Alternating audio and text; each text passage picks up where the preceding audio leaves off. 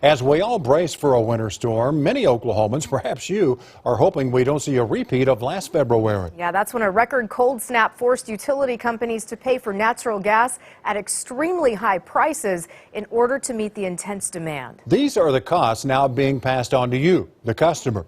So what allowed for those sudden price hikes, and can anything be done to stop them? News 4's Brent Skarkey is looking into it. The state of Oklahoma does have laws that protect consumers when it comes to price gouging during emergency situations, but it turns out those regulations don't apply to petroleum products on the commodities market.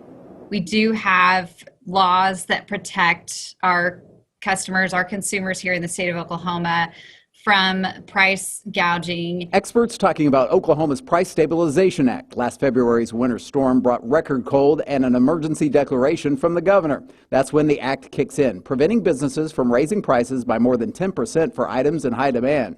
One of the things not included, well, things like natural gas used to heat homes. It's not fair to the customers to allow them to price gouge like that. Well, the same should apply to petroleum commodities. Unfortunately, it doesn't.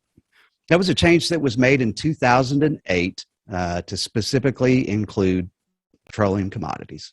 Fugit says this law, Senate Bill 1554, made those changes. It was co-authored by former Senator, now Secretary of State, Brian Bingman. We reached out to his office but did not get a response. Experts say the fact that oil and gas are traded in markets outside of the state make price gouging laws questionable with commodities.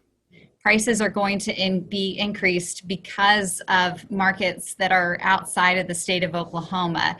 And so we find there that the Emergency Price Stabilization Act is arguably not going to be applicable because the provisions that we find in there. In a statement, the AG's office said it began investigating these matters after the February 2021 winter storm. Officials adding, while the agency will not provide updates of its investigation, the Attorney General can confirm that it remains ongoing. So what's being done to make sure what happened last February doesn't happen again? Fugit says there needs to be a law change so law enforcement can do their job. We need to have the Attorney General's office going out and investigating and prosecuting those folks who unfairly profited off the people of Oklahoma. From the Capitol, Brent Skarkey, Oklahoma's News 4. And Senator Fugit says he's not aware of any legislation on the agenda this session that would make those changes.